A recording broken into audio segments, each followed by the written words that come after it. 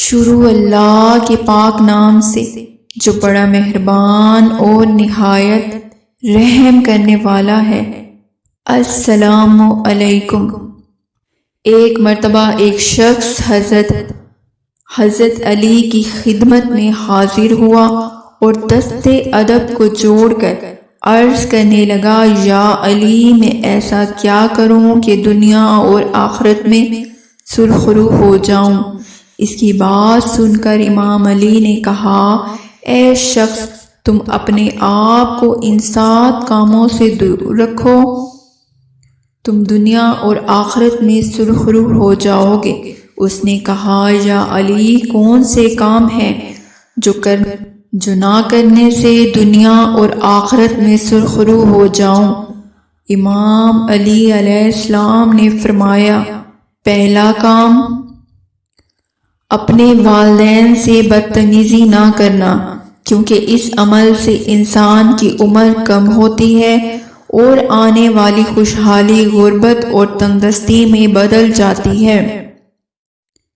دوسرا، یہ سمجھ لو کہ جس گناہ سے انسان اللہ اور دنیا کے نزدیک حقیر ہو جاتا ہے وہ عمل جھوٹ بولنا ہے، اور تم کبھی جھوٹ مت بولنا۔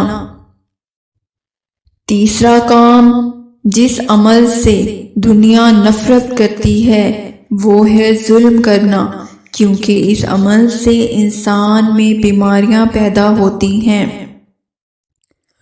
چوتھا کام، تم کبھی زنا مت کرنا، کیونکہ زنا کرنے سے رزق میں تنگی ہوتی ہے۔